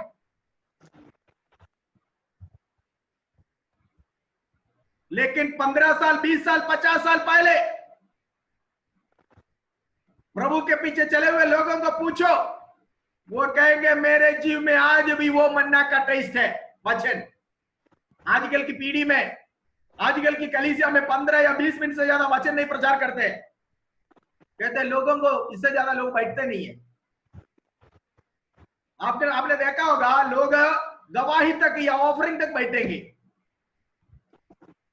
बैठेंगे क्योंकि गवाही देना, ऑफरिंग डालना, उसके बाद वचन की सेवा का लास्ट में रखा है, आधा कलीसिया खाली हो जाता है। क्यों? टेस्ट नहीं है। कारण क्या है? इससे भी अच्छी चीजें बाहर मिलता है, इंटरनेट में मिलता है, व्हाट्सएप में मिलता है, फेसबुक में मिलता है, जो हा हा हु की बातें होती है, समझ रहे हैं? जो अपने शरीर की अभिलाषाओं को बढ़ा सकता है, जो पाप में खींच कर ले जा सकता है, जो हमारे शरीर को या शारीरिक अभिलाषाओं को बढ़ावा दे सकता है, वो चीजें जंक फूड, जिसको हम कहते हैं जंक फूड, ठीक है, खाने से क्या होगा? क्या होगा? शरीर में नुकसान, जीवन में नुकसान। कुछ बच्चों को घर का खाना अच्छा नहीं लगता, बाहर का खाना अच्छा लगता है, ठीक है। सब में जाएंगे, KFC में जाएगा, जाके खाएगा, वही अच्छा लगता, ठीक है। ये खा खा के शरीर ऐसा मोटी हो जाते हैं या मोटा हो जाते हैं, हम सोचते बहुत पहलवान होगा, लेकिन एक बार फूक करके भूख मारो गिर जाएगा, ताकत नहीं है, इनके शरीर में ताकत नहीं है, इनकी हड्डियों में मजबूती नहीं है। कारण क्या है? कारण क्या है? ये चीज जो खाकर हार्मोन तो शरीर का बढ़ गया। 15 साल के बच्चे को तो कैसे लगेगा 45 साल हो गया, इतना मोटा शरीर, लड़का हो लड़की हो, ऐसे हाथी और हाथियां जैसे दिखेगा, लेकिन ताकत नामक कोई चीजें नहीं है शरीर में, और इसकी बुद्धि बिल्कुल डाल, बुद्धि नामक चीजें नहीं है, ठीक है। मोटा मोटा चश्मा लगाएगा, 40 साल के बाद अगर इंसान चश्मा लगाता तो बात अलग है, लेकिन दूसरी तीसरी चौथी क्लास में पढ़ने वाले बच्चे मोटे मोटे चश्मा, क्यों? क्योंकि आंखों के लिए जो प्रोटीन, विटामिन चाहिए वो घर में बनाए हुए खाने में होते हैं। बच्चों को वो सब्जी टेस्ट नहीं आता क्योंकि उसमें अजीनोमोटो वगैरह नहीं डालते जो मुंह पे टेस्ट दे सके, और ये सारे चीजें खा खा कर क्या होता है, शरीर की इम्यून पावर तो होते नहीं है, अक्सर बीमार होते हैं, और हार्मोन बढ़ गया, शरीर जैसे छोटी सी चिकन को इंजेक्शन लगाकर मोटा बना देता है ना, इसी तरह इनका शरीर भी ऐसा हो गया, किसी काम का नहीं है, किसी काम का नहीं है, थर्मोकोल जैसे दिखता तो बहुत है। आत्मिक जीवन में भी इसी प्रकार है, लोगों को वचन नहीं चाहिए। 1.5-2 घंटे की आराधना में 15 मिनट या 20 मिनट से ज्यादा प्रचार नहीं करना चाहिए, अगर करेगा तो विश्वास उड़कर चला जाएगा। क्यों? लोगों को टेस्ट नहीं है। गिंडी के पुस्तक में पढ़ते, जब लोगों ने कहा हमें ये मन्ना टेस्ट नहीं है, प्रभु ने उनके बीच में अग्निमय सांपों को भेज दिया। वो एक बहुत बड़े टॉपिक, उसकी ओर मैं नहीं जाऊंगा, घंटे लगेगा आपको समझा कर वापस आने में, ठीक है। इस कारण प्रभु ने उनको क्या कर दिया, उनके बीच में अग्निमय सांपों को भेज दिया, ठीक है, और वो उनको काटा है, बहुत सारे लोग मरे। कौन काटता था? ये निकम्मा भोजन, उन्होंने उसको कहा, हिंदी के पुस्तक में पढ़ते हैं निकम्मा भोजन। निकम्मा भोजन किसने कहा? तीसरी पीढ़ी। पहला पीढ़ी के लिए शहद में मिला हुआ गोश्त के जैसा वचन, तीसरे पीढ़ी में जब आया लोग कह रहे टेस्टलेस है। यही हाल है आज कलीसिया का भी। पौलुस कहता है आखिरी दिनों में लोग आएंगे, लोग ऐसे होंगे जो अपने कान में खुजली पैदा करने वाली बातों को सुनना चाहेगा।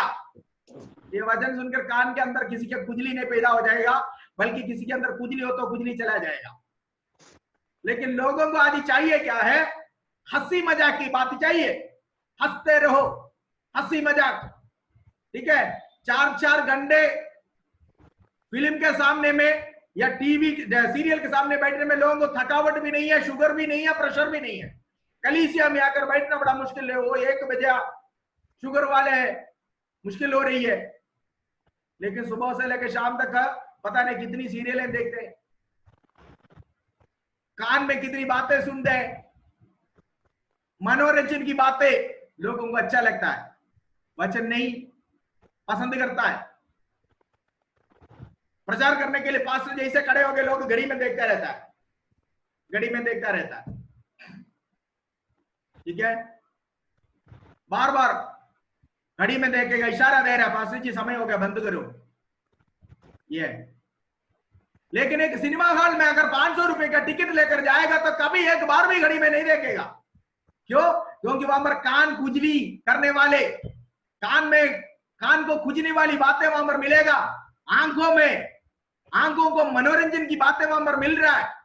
वचन मनोरंजन नहीं है, वचन हमें चीर फाड़ करने वाला तलवार है, तीर है ये। Praise God. पौलुस कहता है आखिरी दिनों में लोग वचन से दूर रहेंगे, वचन सुनने के लिए इच्छा नहीं रखेंगे।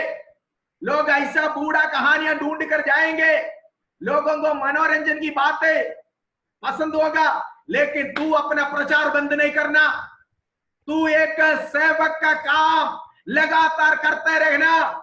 स्टेप बाय स्टेप तुम उनको सिखाते रहना, स्टेप बाय स्टेप तुम उनको समझाते रहना, स्टेप बाय स्टेप तुम उसको हमें जो है आगे बढ़ाते रहना। दुनिया को नहीं देखना, लोगों की परवाह नहीं करना, अन्य लोग क्या करते हैं ये नहीं देखना। You have a responsibility, you have आपको एक उत्तरदायित्व है, आपको एक फर्ज है, आप उसको करते रहना। आखिरी दिनों के लक्षण है यह भी, वचन छोड़कर लोग जाएंगे। आज भी सही कलीसिया में, सही वचन प्रचार करने वाले कलीसिया में लोग कम है। यहां पर यह सब नहीं है केवल नाच गाना होता है ना, ऐसे आते ही शुरू, मतलब जैसे कलीसिया में घुस गया तब से लेकर नाचना ही है, लोग अच्छा लगता है। हाँ, लेकिन वचन अगर 1 घंटा प्रचार करे, एक एक करके पीछे हटेगा। पौलुस कहता है तो अपने काम को, अपनी सेवा को करते रहना है। आगे बढ़िए बेटा। 3 और अपने कान सत्य से फेर कर कथा कहानियों पर लगाएंगे। पर तू सब बातों में सावधान रहे, दुख उठा, सुसमाचार प्रचार का काम कर और अपनी सेवा को पूरा कर। लेकिन पौलुस कहता है लोग तो ऐसे होंगे जो अपने कान के अपने कान बुझाने वाले बातों पर पसंद करेंगे, ठीक है, और ऐसी नई नई शिक्षा सुनने को इच्छा रखेंगे, ठीक है, और दंत कथाएं मतलब पौराणिक कथाएं सुनने में इच्छा रखेंगे। लेकिन तू उसका परवाह नहीं करना। What you have to do, तुम्हें क्या करना चाहिए? पढ़िए। लेकिन पर तू सब बातों में सावधान रहे, दुख उठा, सुसमाचार। देखो यहां पर भी दुख उठा बेटा, कष्ट है। लोग ऐसा है, इनके बीच में सेवा करना बड़ी कष्ट की बात है।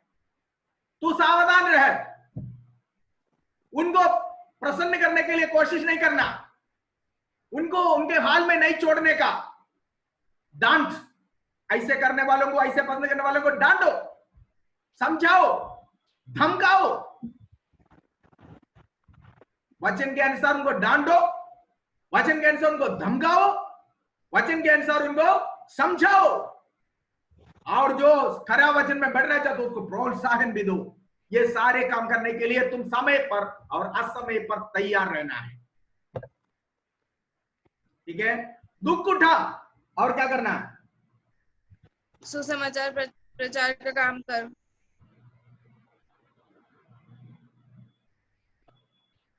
तीसरी आयत हमने छोड़ दिया था, तीसरी आयत को पढ़िए। क्योंकि ऐसा समय आएगा जब लोग खरा उपदेश ना सह सकेंगे, पर कानों की खुजली के कारण अपनी अभिलाषाओं के अनुसार अपने लिए बहुत से उपदेशक बटोर लेंगे। हाँ, देखा, वो शब्द अंडरलाइन करना, बटोर लेंगे। बहुत से उपदेशकों को बटोर लेंगे। मतलब क्या है? ऐसा उपदेश सुनाने वाले आखिरी दिनों में बहुत आएंगे। कौन है? कॉमेडी सुनाने वाले।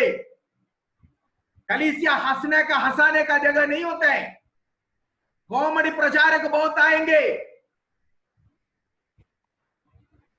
वचन प्रचार करेगा तो पतरस के प्रचार सुनकर लोगों ने जैसे हृदय छिद गया, इसी प्रकार छिद होना चाहिए।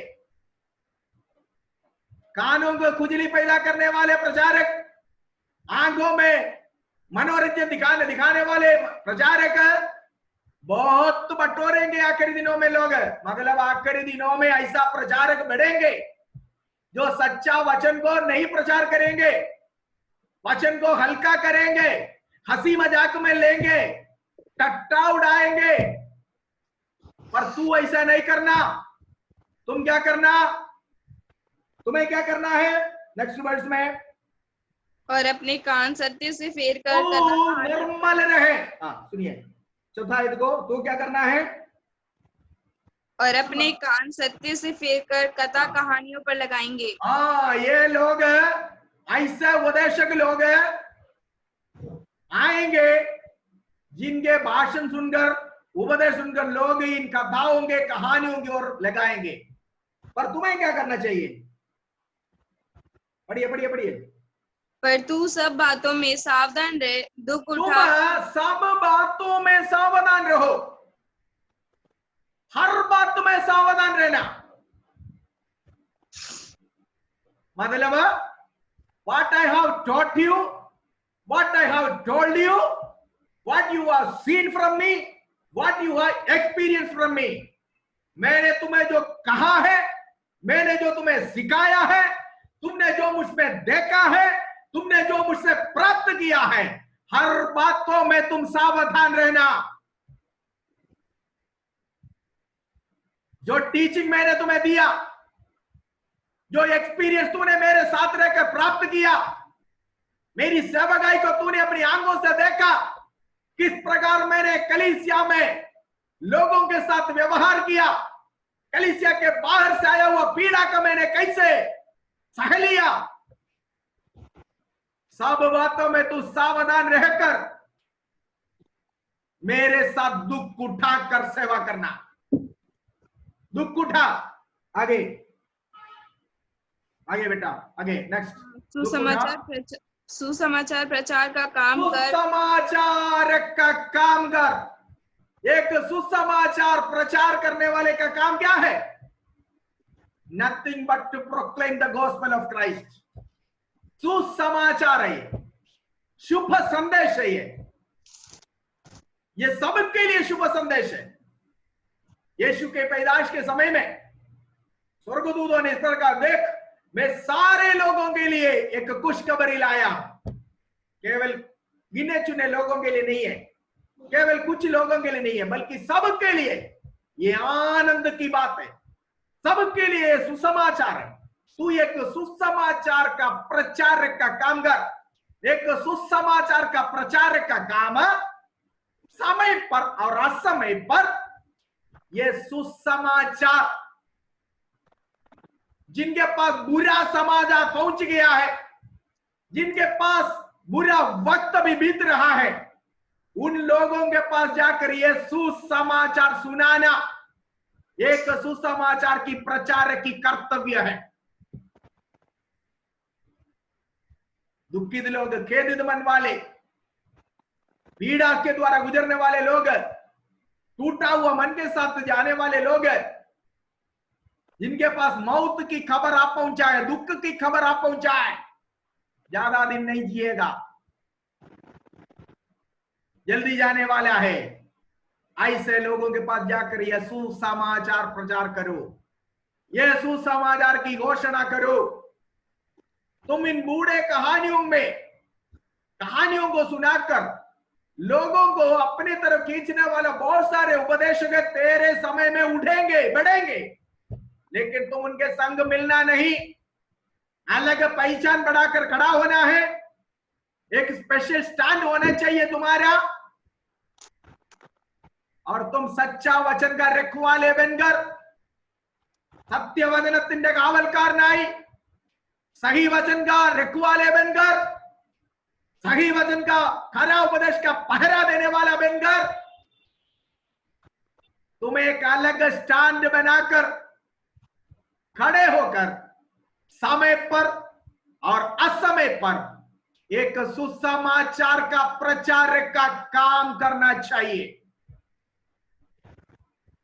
आगे, और अपनी सेवा को पूरा कर, अपनी सेवा को पूरा करते जाओ। ठीक है, सेवकाई को नहीं छोड़ना। सेवकाई महत्वपूर्ण बात है। यहूदा इस्करियोत ने 30 सिक्के के पीछे अपनी सेवकाई छोड़ दिया और पाया वो 30 सिक्का उसके जीवन में किसी काम का नहीं आया, जिसके कारण खुद नाश हो गया, उसका पूरा परिवार नाश हो गया। वजह से 109 में यहूदा के बारे में लिखा हुआ कई भविष्यवाणियां हैं, अभी नहीं पढ़ेंगे, जब अगर प्रभु की इच्छा तो जब हम प्रेरितों का पुस्तक पढ़ेंगे ना, उस समय पढ़ाऊंगा। यहूदा इस्करियोत के बारे में लिखा हुआ, पूर्ति किया हुआ, पूरा किया हुआ कई भविष्यवाणियां उस वजह से नाम है। सेवकाई को अलक्ष्य, सेवकाई को अनादर नहीं करना। एक सुसमाचार प्रचार करने वाले की सेवकाई करते रहना, उसमें बढ़ते रहना है। निरबड़िया, हमारे मलयालम में एक शब्द और आगे लिखा हुआ, निरबड़िया ही चाहिए, मतलब एक एक काम समय समय पर जो करना चाहिए वो करते रहना, स्टेप बाय स्टेप आपको करना है, पोस्टपोन्ड नहीं करने का। कल होंगे, कल करेंगे करके नहीं, कल करे तो आज करे, आज करे तो अब करे। ठीक है, परमेश्वर के निकंडू में, परमेश्वर के डिक्शनरी में कल शब्द नहीं है। प्रभु कहते हैं आज तू उस उद्धार को देखो, निर्गमन की पुस्तक में, आज तुम उस उद्धार को देखोगे, खड़े खड़े आज उस उद्धार को देखोगे जो मैं आज करने वाला हूं, कल नहीं बल्कि आज। यीशु ने क्रूस पर जो छोड़ था उसको बोला आज तू मेरे साथ परदीसा में रहोगे। यीशु जक्कई के घर में जाकर कहा आज इस घर में उद्धार आया। आमोस की पुस्तक में पढ़ते हैं, मैं आज से तुम्हें आशीष देता रहूंगा। सॉरी, हग्गाई के पुस्तक में, आज से मैं तुम्हें आशीष देता रहूंगा। और God is a God of today. हमारा परमेश्वर आज का परमेश्वर है, इसलिए आज का मौका, आज का समय, आज का ये अवस्था, ये हालात, ये समय, ये माहौल जो प्रभु ने आपको दिया है ना, ये वापस नहीं आएगा। जब प्रभु आपके लिए आज कार्य करने के लिए तैयार है, क्यों ना प्रभु का काम कल के लिए पोस्टपोन करोगे? क्यों प्रभु का काम कल करने के लिए रखोगे? जो हवा के और ताकते हैं, वायु की ओर ताकते हैं, माहौल को देखते हैं, वो बीज नहीं बो पाएगा। माहौल को मत देखो, हवा आएगा, तूफान आएगा, आंधी आएगा, लेकिन बोने वाला बोएगा, जोतने वाला जोतेगा, लगाने वाला लगाएगा, सींचने वाला सींचेगा, बारिश आए ना आए, बादल आ रहा है, ठीक है जी बारिश आ रहा है, मुझे आज करने की जरूरत नहीं। No, you have your duty.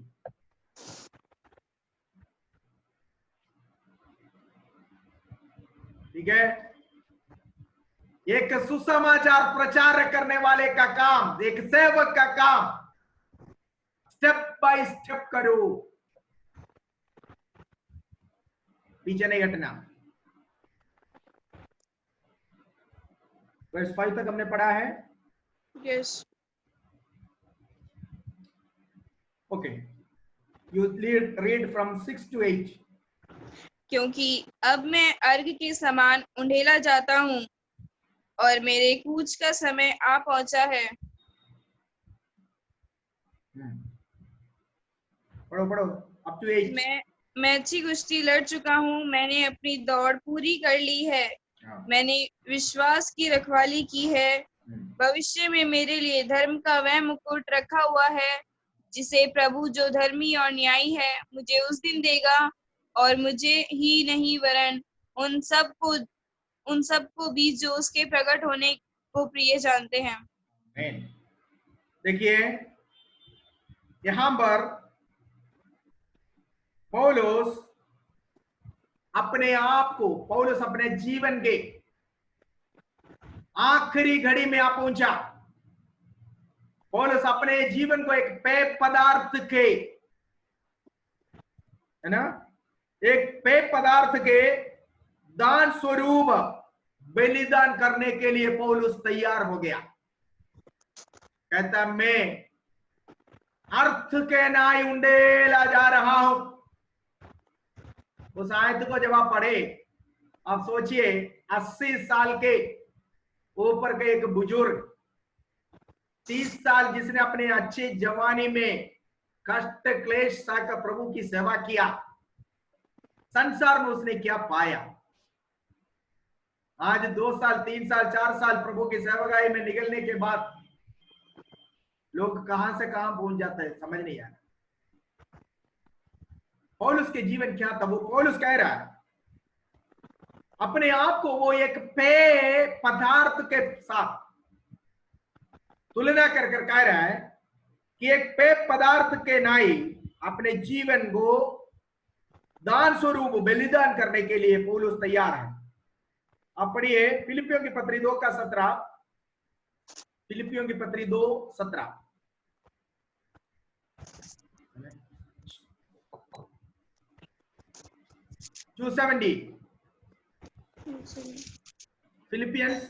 फिलिपियों की पत्री 2:17 पढ़िए। यदि मुझे तुम्हारे विश्वास रूपी बलिदान और सेवा के साथ अपना लहू भी बहाना पड़े तो भी मैं आनंदित हूँ और तुम सबके साथ आनंद करता हूँ। देखो पौलुस कहता है अंबर, यदि मुझे तुम्हारे विश्वास रूपी बलिदान पर अपना लहू भी बहाना पड़े, मुझे दुख नहीं है, मैं उसके लिए भी तैयार हूं। He was even ready to sacrifice his life. अपने जीवन बलिदान करने के लिए वो तैयार था। वो पौलुस अभी आखिरी समय तीमुथियुस को याद दिला रहा है, बेटा मेरा जीवन अर्थ के नाई उंडेले जा रहा है, मतलब पानी के नाई में उंडेले जाने के लिए अभी कुछ ही समय बाकी है। ठीक है, मसीह भी हमारे खातिर एक दान के रूप में बलिदान किया गया था। इस बात पौलुस याद करके कह रहा है हमारा प्रभु भी ऐसा था, हमारे लिए बलिदान हुआ, एक दान के तौर पर वो उंडेला गया है। अब पढ़िए इब्रानियों की पत्री Hebrews chapter 9 verse 14। Hebrews chapter 9 verse 14 देखिए, इब्रानियों की पत्री 9:14 पढ़िए। तो मसीह का लहू जिसने अपने आप को सनातन आत्मा के द्वारा परमेश्वर के सामने निर्दोष चढ़ाया, तुम्हारी विवेक को मरे हुए कामों से क्यों ना शुद्ध करेगा, ताकि तुम जीवते परमेश्वर की सेवा करो। अब आप इब्रानियों की पत्री 9वें अध्याय का 28 आयत को पढ़िए।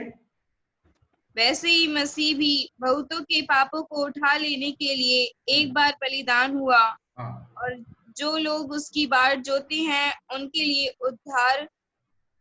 उनके उद्धार के लिए दूसरी बार बिना पाप उठाए हुए दिखाई देगा। और उसी पुस्तक का 10वां अध्याय का 10वीं आयत भी पढ़िए, हिब्रूज 10:10।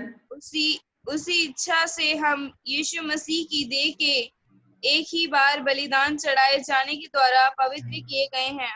हाँ, ठीक। ये सारे आयतों में एक शब्द आपने ध्यान दिया होगा, बलिदान। मसीह हमारे लिए बलिदान हुआ। पौलुस यहाँ पर कहता है मेरा जीवन एक अर्थ की नाई उंडेलने वाला बलिदान के तौर पर, एक पेय पदार्थ के दान स्वरूप बलिदान करने के लिए मैं तैयार हूं, मेरा जीवन प्रभु के लिए। ठीक है। सो मसीह के सेवक को अपने आप को मसीह के खातिर और दूसरे लोगों के खातिर बलिदान करना चाहिए। हमारा जीवन, we have to sacrifice your time, sacrifice your energy, sacrifice your money। कलीसिया में कोई ऐसा व्यक्ति है जो बिल्कुल गरीब है आर्थिक तौर से, लेकिन आत्मिक तौर से धनी है, पादरी साहब के पास पैसा है, गिव दम।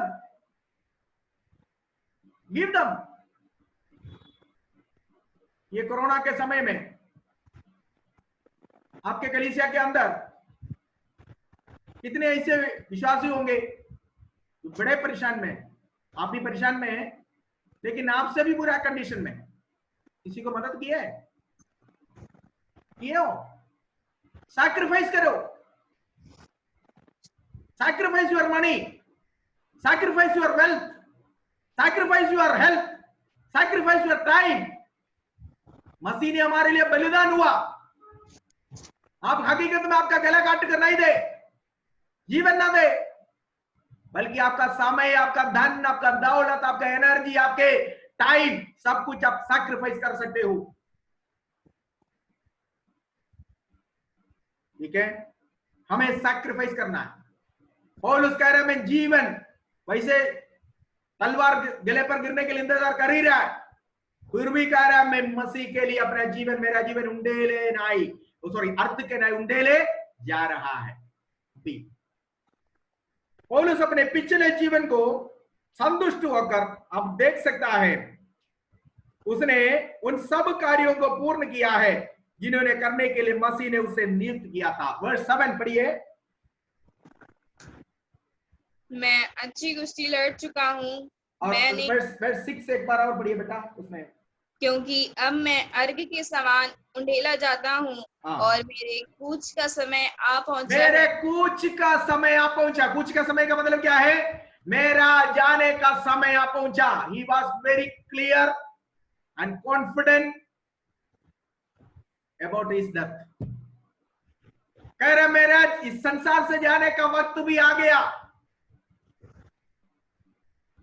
संसार में आने का हर वक्त, हर समय, हम सब इस संसार में आने के एक समय तय किया था, लेकिन जाने का टाइम किसी को नहीं मालूम है।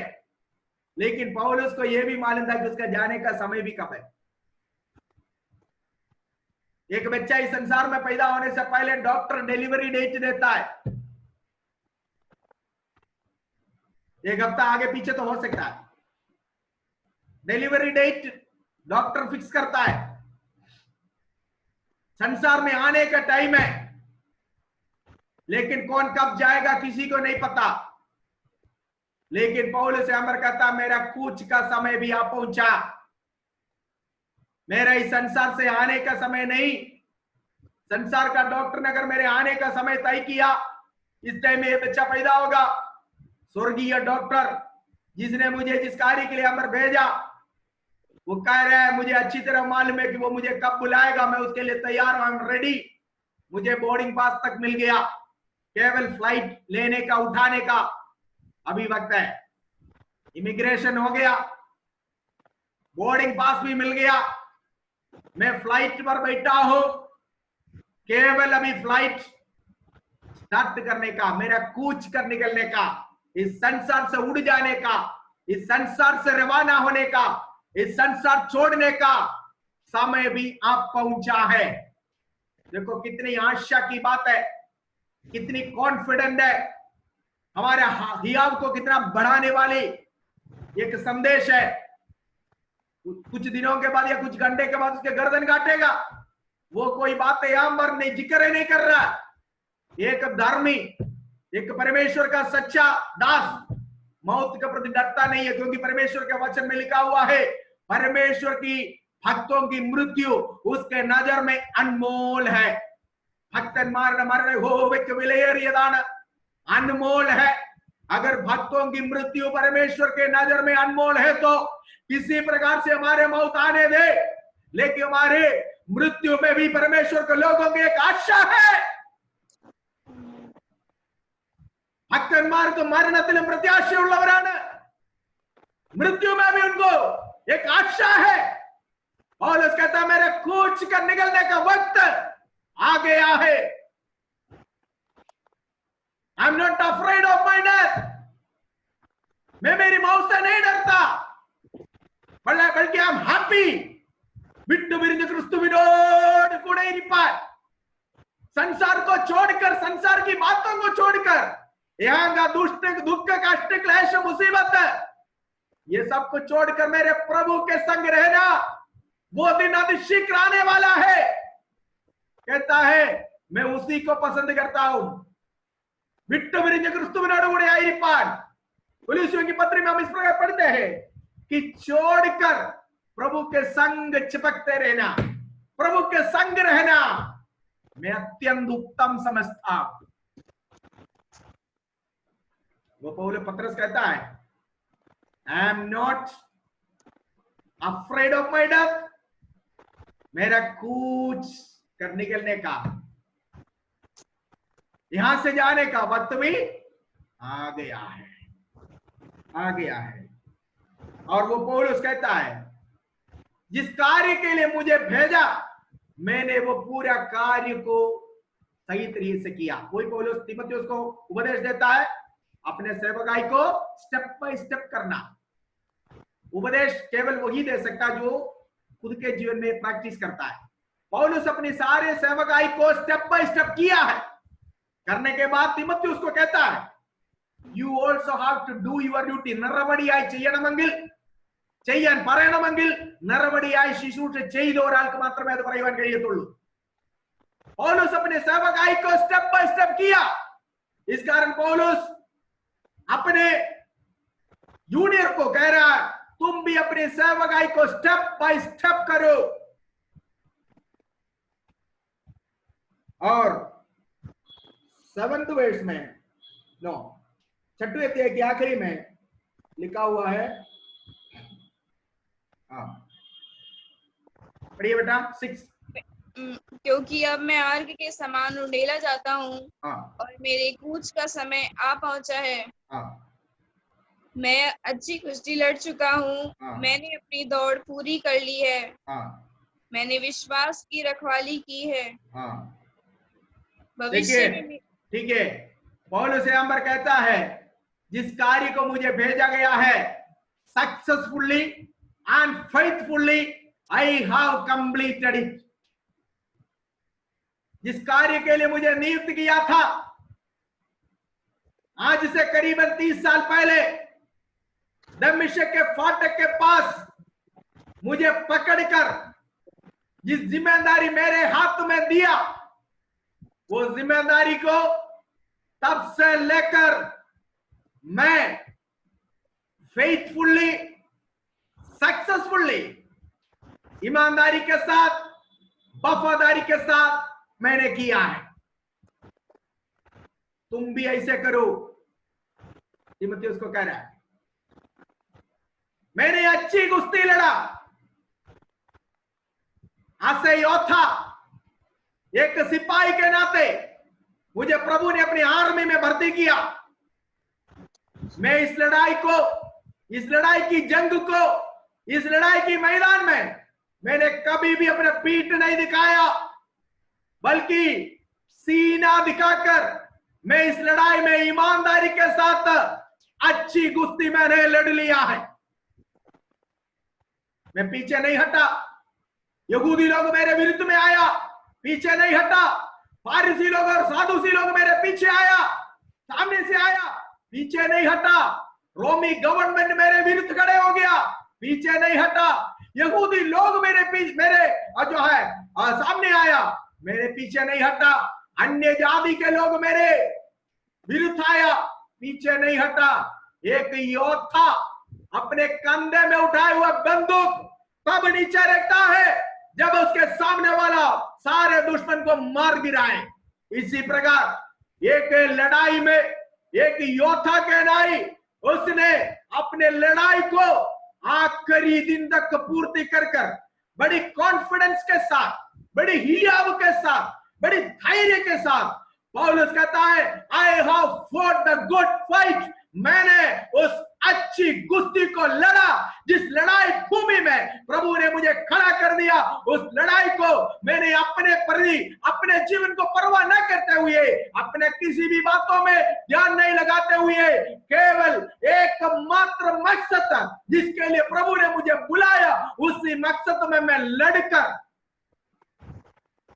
सच्चा उपदेश के लिए, खरा उपदेश के लिए, प्रभु की सही कलीसिया को स्थापित करने के लिए, खड़ी करने के लिए, कलीसिया में खरा उपदेश पहुंचाने में, लोगों को मसीह यीशु में सिद्ध करने में मैंने अच्छी कुश्ती लड़ा है।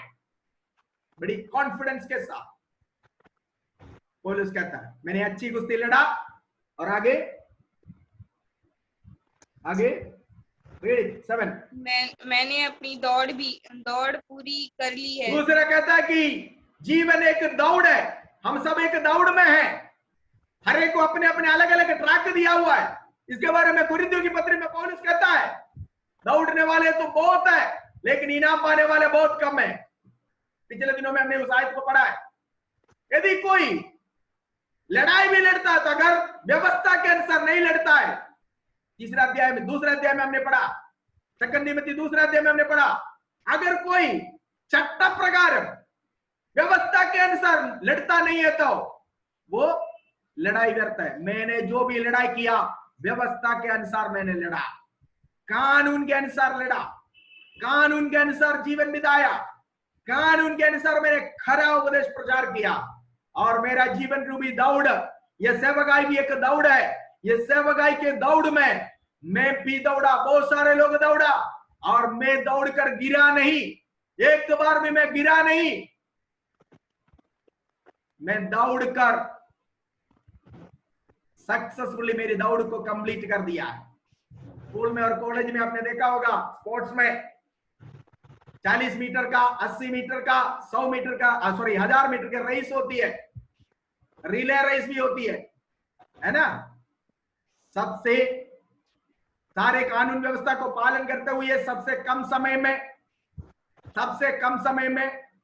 सबसे पहले दौड़कर पहुंचने वालों को इनाम मिलता है। पौलुस की सेवकाई केवल 30 साल का था, ज्यादा साल सेवकाई नहीं किया। 30 साल की सेवकाई में बहुत कुछ सहा। लास्ट में वो कह रहा है, मैं अच्छी कुश्ती लड़ चुका हूं,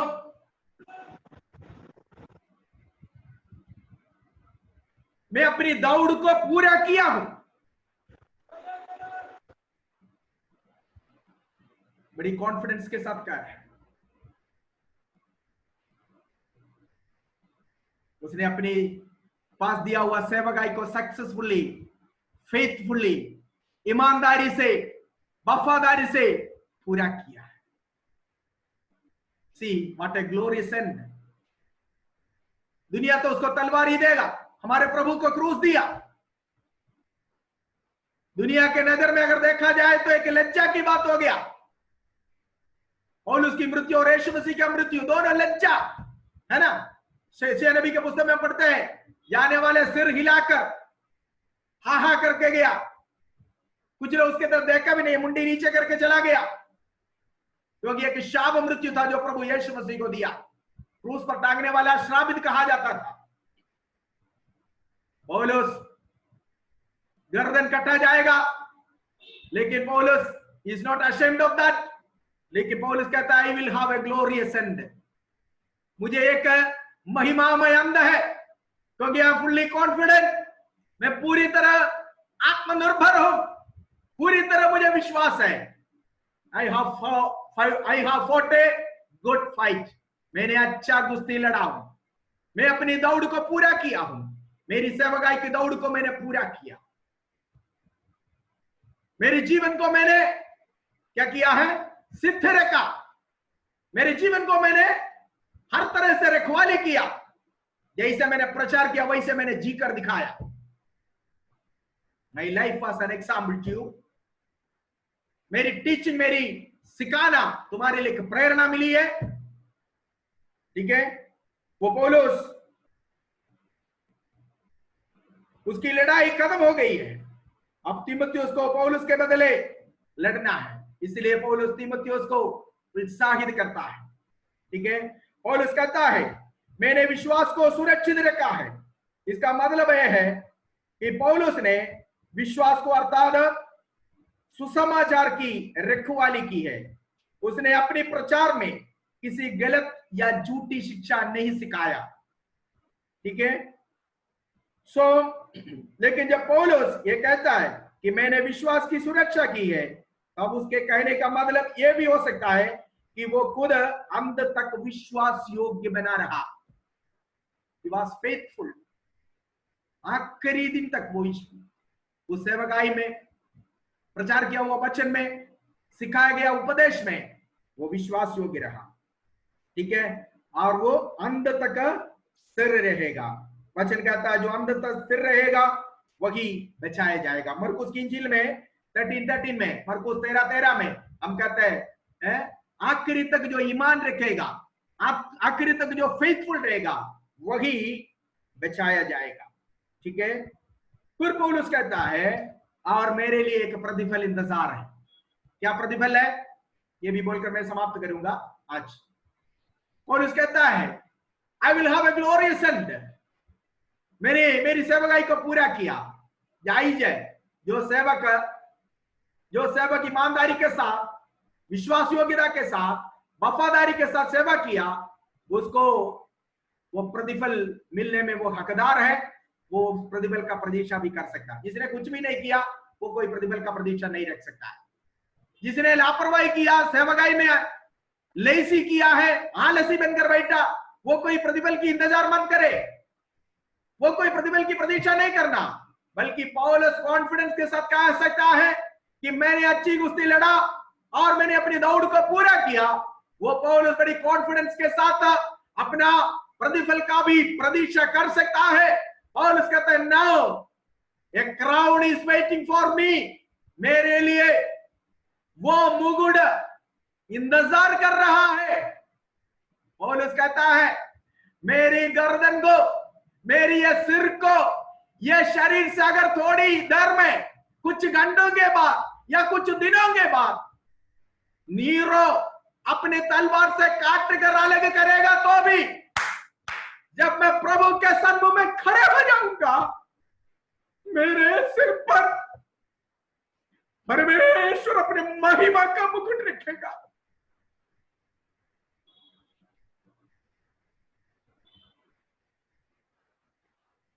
मैं सिर रहित नहीं रहूंगा वहां पर।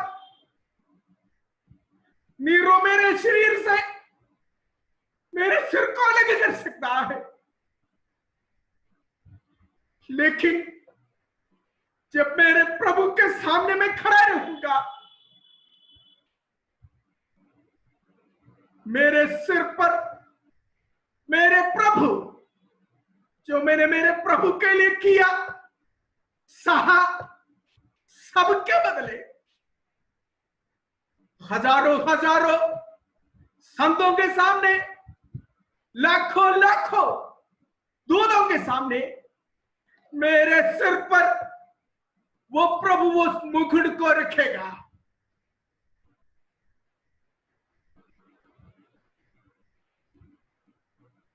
कितनी आशा की बात।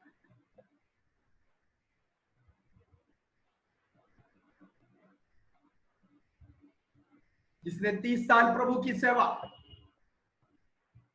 कट उड़ाकर किया, बार बार अपनी सेवा में आखिरी समय में भी करे दुख उड़ा, सहोगे तो उसके साथ राज्य करेगा।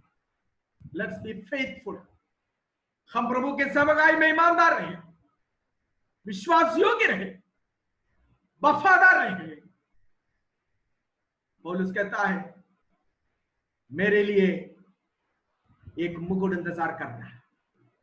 सिर्फ तो थोड़ी देर के बाद अलग हो जाएगा इस शरीर से, लेकिन जब मैं मेरे प्रभु के सामने खड़े हो जाएगा पुनरुत्थान शरीर में, जब मैं पुनरुत्थान प्राप्त करूंगा, मरे हुओं का पुनरुत्थान जिसके बारे में प्रभु ने मुझे, उस राज को प्रभु ने मुझे दिया। पुनरुत्थान के दिन में मेरे शरीर में सिर होगा और उस सिर पर मेरा प्रभु स्वयं अपने हाथों से मुझे मुकुट पहनाएगा। हालेलुया।